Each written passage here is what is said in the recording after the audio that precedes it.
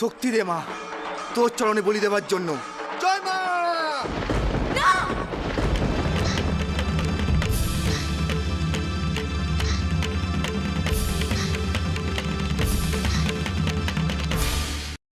দোহাই আপনাদের, এই অবলা পশুটাকে এমন ভাবে মারবেন নি।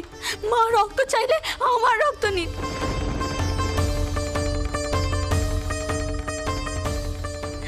কিন্তু ওকে ছেড়ে দিন আপনারা, ওকে মারবেন নে। ও যে আমার আঁচলের তলায় লুকিয়েছিল পানি বাঁচবে বলে।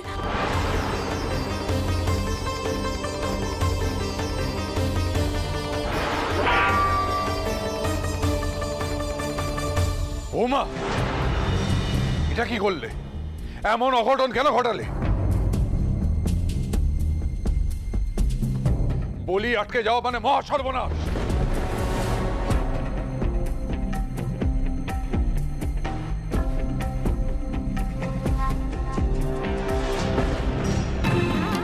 বাবা মশাই, ও যে আমার আঁচল ধরেছিল, আমার কাছে হয়তো পান বাঁচাতে এসেছিল, তাই পালায়নি। ভেবেছিল আমি হয়তো ওকে বাঁচাতে পারবো। আমি এখন ওকে কি করে মরতে দিই বলুন? আপনি আমার পান নিন, কিন্তু ওকে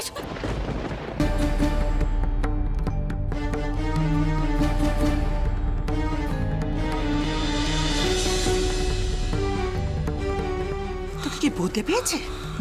হে কি কাণ্ড সব! বাড়ির লোকের সামনে, বাইরের লোকের সামনে লাজ লজ্জা সব বিসর্জন দিয়েছিস। চ দেখি, আয় বলছি, শিগগির আয়, আয় বলছি।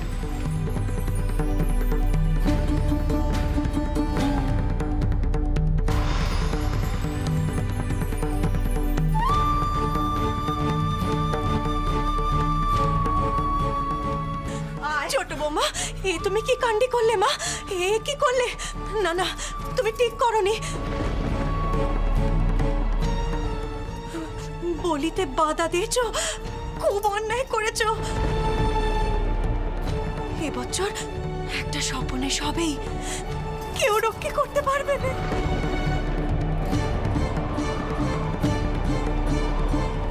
ও তোকে এত করে নিষেধ করলুম, ঠাকুরপো পর্যন্ত বললে যে সে বললেও ও পাটাকে রক্ষে করতে পারবে না, তুই কোনো কথা কানে তুললি না।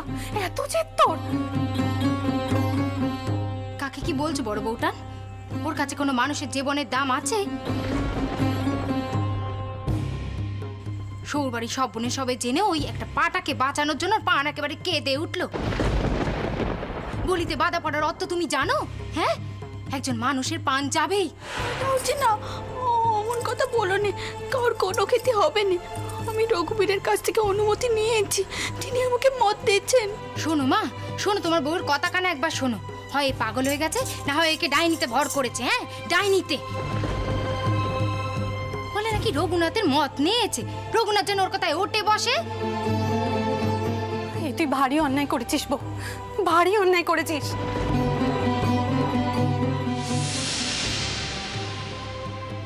দেবী মা, আমি তো আমার এই বউকে তোমার রূপে দেখেছি। তবে কি তোমারও ইচ্ছে নয় যে বলি হোক? কলিযুগের শ্রেষ্ঠ যজ্ঞ হলো দেবী চণ্ডিকার পূজা। বলিদানে বাধা পড়ার মানে হলো শুদ্ধিকরণে বাধা পড়া। এর কুফল এই সংসারের উপর পড়বেই। বৈদিক যুগ থেকে হিন্দু সমাজে বলি প্রথার প্রচলন আছে। অঘোষ শাস্ত্রী মশাই অত্যন্ত জ্ঞানী এবং পণ্ডিত মানুষ। তিনি যে কথা বলছেন এ কথা ধ্রুব সত্য। একজন নারীর এত দুষ্পর্দা হয় কি করে মার মশাই? আপনার সংসারের উপর এতটুকু নিয়ন্ত্রণ নেই?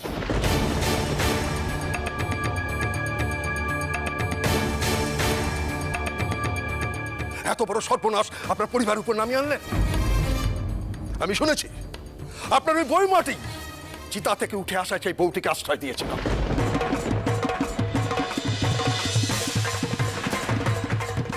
আর আপনার পুত্রটিও কেমন মার মশাই, যে স্ত্রীর উপর নিয়ন্ত্রণ রাখতে পারে না?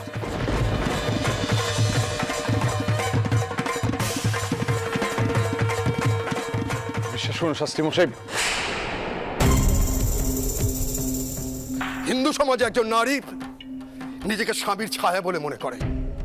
যে সংসারে এমন ধর্মনাশিনী স্ত্রী থাকে সে সংসার ধ্বংস হবেই মার মশাই।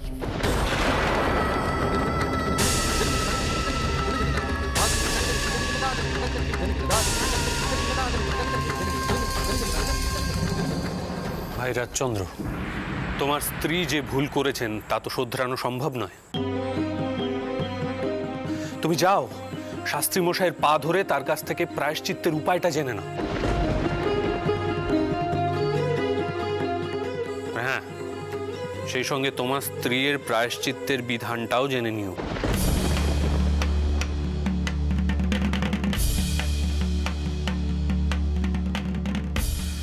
দেখো ভাই, আমি যতদূর জানি বলিতে বাধা পড়লেও খাঁড়া সংশোধন করে অন্য খাঁড়াতি দিয়ে আবার বলি দেওয়া সম্ভব।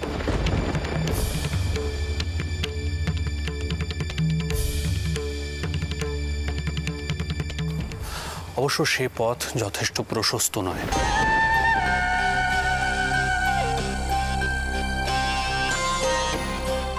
দেখো ভাই, আমি তো তোমাকে বলেছিলাম বাঘের গুহায় হাত দিলে আঁচড় কামড়ও কিন্তু সহ্য করতে হয়।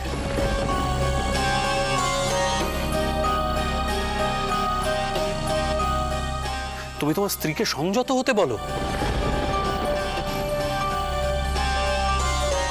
নইলে ভবিষ্যতে আরো বড় বিপর্যয় নেমে আসবে তোমার পরিবারের উপর।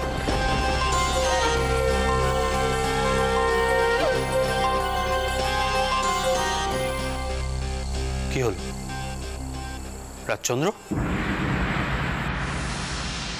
চুপ করে দাঁড়িয়ে আছো কেন? দেখো, চুপ করে থাকলে কিন্তু কোনো সমস্যার সমাধান হবে না। তুমি যাও শাস্ত্রী মশাইয়ের কাছ থেকে প্রায়শ্চিত্তের বিধানটা জেনে নাও। ভাই রাধাকান্ত, তুমি আমার স্ত্রীকে চেনো না। সে তোমাদের পাঁচজনের মতো করে চিন্তা করেন, আর আমার মনে হয় না সে বলি বাধা প্রদান করার জন্য হাড়িকার সামনে এসে আগলে দাঁড়িয়েছিল। সে শুধুমাত্র এই পশুটিকে রক্ষা করতে এসেছিল।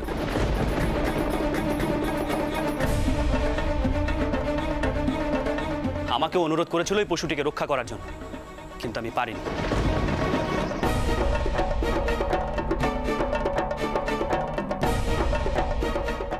তার কারণ পরিবারের সকলের মান সম্মানের কথা ভেবে আমি কাজটি করতে পারি।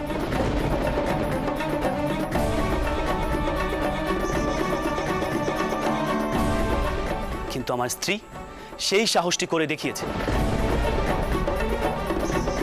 হ্যাঁ, এটা ঠিক, এই মুহূর্তে যেটা ঘটেছে তার পরিণাম হয়তো ভালো হবে,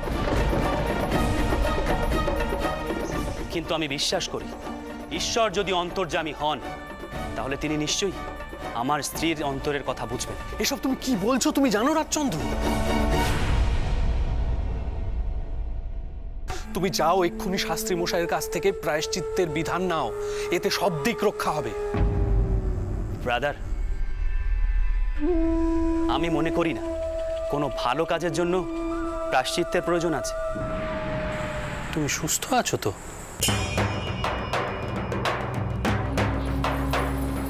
এ তো স্পষ্ট মানসিক বিকারের লক্ষণ।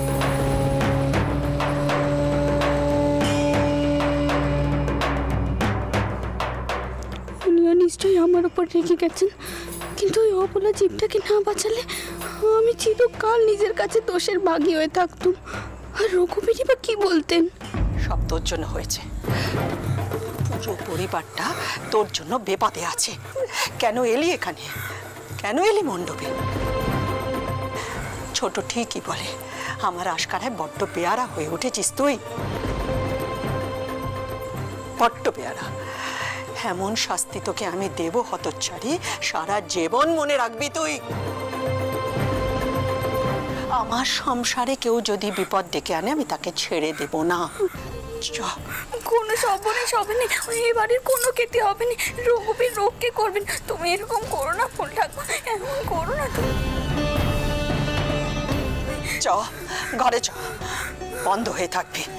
যদি বাইরে পা রাখিস তো পা কেটে রেখে দেবো আমি। চ চ বলছি, চ চ। চল এ ঘরে তুই বড় মা চল ঘরে তুই বন্ধ থাকবি। বড় মা কি করছো কি? তুমিও কি সকলের মতো পাগল হলে বলো তো? ওদিকে পণ্ডিতরা কি করছেন কে জানে। পণ্ডিতদের বিধি না শুনে আগেই তুমি বৌমাকে টানতে টানতে এই ঘরে নিয়ে চলে এলে। বর্মা বর্মা আমার কথা শোনো, বৌমা একে নেই তা তুমি ওদিক পানে চলো। না জুলি, আমি কোনো কথা শুনবো না। ওর কথা আমি সব সময় শুনে এসেছি। আর সংসারে যে সর্বনাশ এসেছে সেটা ওর জন্য সংসারে এসেছে। এই সংসারের থেকে আমার কাছে কেউ বড় নয়, কেউ আপন নয়। ও বড়মা আমার কথা শোনো না, বৌমা একে নি থাক। হ্যাঁ তুমি চলো ওদিক পানে চলো বড়মা, চলো। তুই এখানে থাক। সবাই একটা কথা শুনে রাখো, আমার অনুমতি ছাড়া এ দৌড় যেন কেউ না খোলে, কেউ না।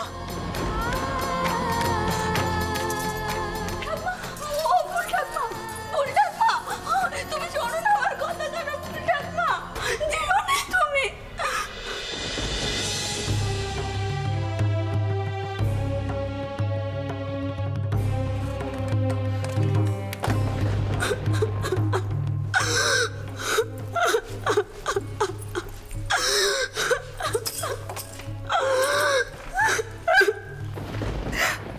কেন এমন করে?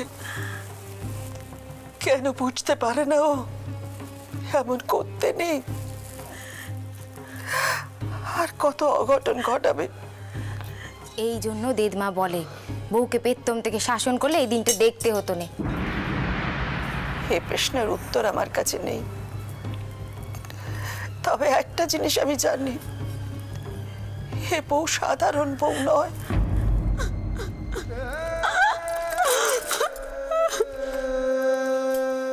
আর সেই বিশ্বাসে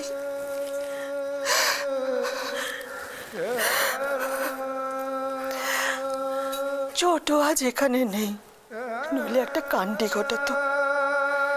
দরজা আটকা, তাই কিচ্ছুটি করতে পারছে না। ফুলটাকমা, ফুলটাকমা, আপনি একবার ওখানে গিয়ে দেখুন না। নিশ্চয়ই শাস্ত্রী মশাই খুব রেগে আছেন। আপনি কি একবার দেখুন না ফুলটাকমা।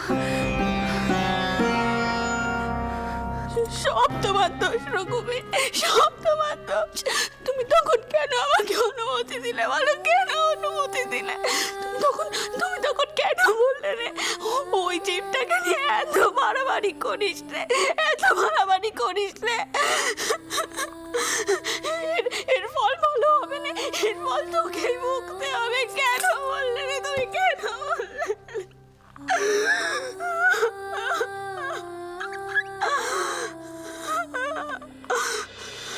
এই ঘটনার কুফল ভোগ করতেই হবে আপনাদের।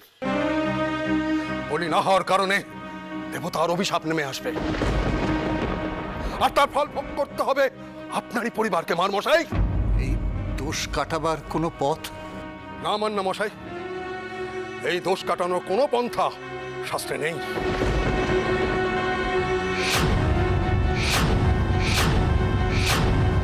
বিদ্যালঙ্কর মশাই, আপনারও কি একই অভিমত? আচ্ছা, কোনোভাবে কি দোষ কাটানো যায় না? শাস্ত্রে কি আর কোনো প্রতিবিধান নেই? এর অর্থ কি? আমার শাস্ত্রজ্ঞান নিয়ে প্রশ্ন তোলা হচ্ছে কেন?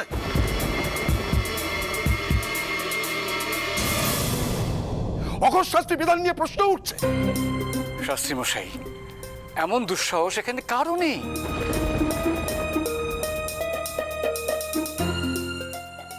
রাজচন্দ্র, এসব প্রশ্নের মানে কি?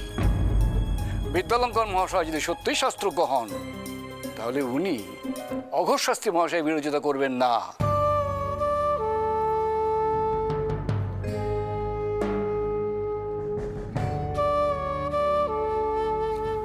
শাস্ত্রী মহাশয়, শাস্ত্র জ্ঞান আপনার অপার, অগাধ সমুদ্র সম, এ কথা অনস্বীকার্য। এটাও ঠিক, কালিকা পুরাণ অনুসারে আপনি যে বিধান দিয়েছেন তা একেবারে অকাট্য। কিন্তু শ্রীমদ্ ভাগবতে স্বয়ং কৃষ্ণ কলিতে বলি নিষিদ্ধ করেছিলেন। ব্রহ্মবৈবর্ত পুরাণেও কলিকালে বলি নিষিদ্ধ, কারণ কলিতে বলি ফলহীন। তাই কলিকালে কোনো মহাযজ্ঞ হয় না, অশ্বমেধ যজ্ঞও হয় না। শুধু আজ নয়, মধ্যযুগ থেকে শুধুমাত্র শাক্ত ধর্মে বিশ্বাসী মানুষদের মধ্যেই বলি প্রথা সীমাবদ্ধ। বিদ্যালঙ্কার, তুমি জানো তুমি কি বলছো? তুমি তোমার স্পর্ধার সীমা ছাড়িয়ে যাচ্ছ। শাস্ত্রী মহাশয়, আপনাকে স্পর্ধা দেখানোর বিন্দুমাত্র স্পৃহা আমার নেই। আমি শুধুমাত্র কিছু উদাহরণ দিচ্ছি।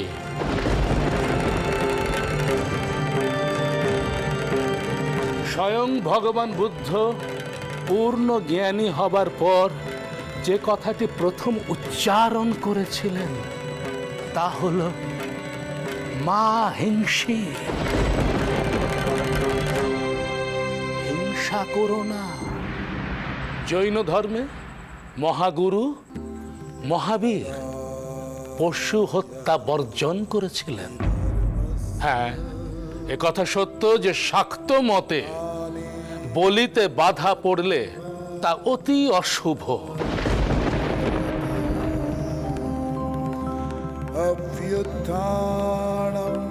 কিন্তু এও সত্য শাস্ত্রী মশাই, বাধা পড়লে পুনরায় অপর কোনো ব্যক্তিকে দিয়ে বলি দেওয়ার বিধানও শাক্ত মতে আছে।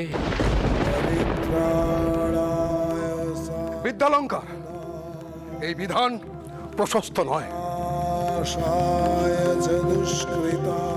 কাজী তোমার এই তর্ক এখানে খাটে না, কারণ মার এবং মান্না বংশে ভগবতী পূজা হয় শাক্ত মতেই।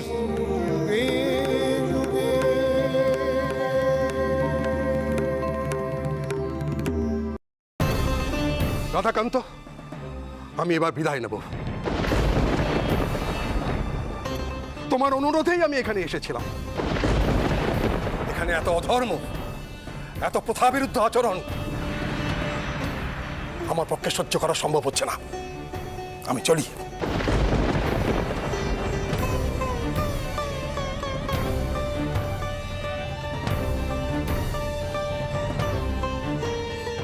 দামশাই, এবার আমাকেও বিদায় নিতে হবে। কিন্তু বাবা, ক্রমশই আমি না গেলে শাস্ত্রী মশাই অপমানিত বোধ করবেন।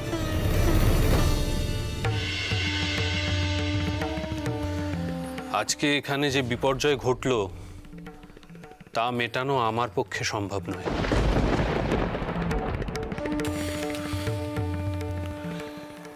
ভাই রাজচন্দ্র, ভালো করে ভেবে দেখো কিভাবে এই বিপর্যয় মোকাবিলা করবে। আসি।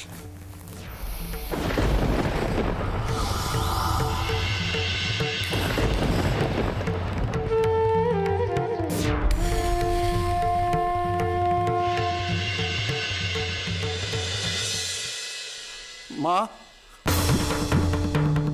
এ কি চরম পরীক্ষা মা। এবার কি হবে?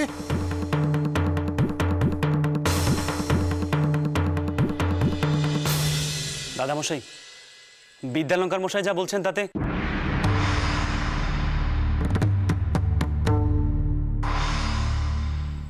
তোমাকে আর কোনো কথা বলতে হবে না বাবা। তোমার স্ত্রী না বুঝে যে চরম সর্বনাশ করলো, আর তুমি না বুঝে শাস্ত্রী মশাইকে যেভাবে অসম্মান করলে, তার ফল তো ভুগতে হবে আমাকে আর তোমার বাবাকে।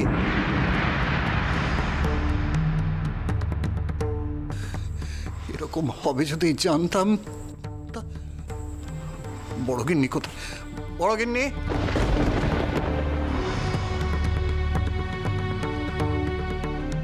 বড় গিন্নি। ঠাকুরপো, তুমি ভেঙে পড়ো না। প্রায়শ্চিত্তের উপায় একটা না একটা আছে। কিন্তু কি সেটা? আর কে বলবে? মা, আমি কোনো কথা শুনবো না। তোমাকে এই বিপদ থেকে উদ্ধার করতে হবে। আমার সংসারের কারোর যেন কোনো ক্ষতি না হয়, নয়তো আমি মুখে কিচ্ছুটি তুলবো না, না খেয়ে পান দেবো, এই আমি বলে দিলাম।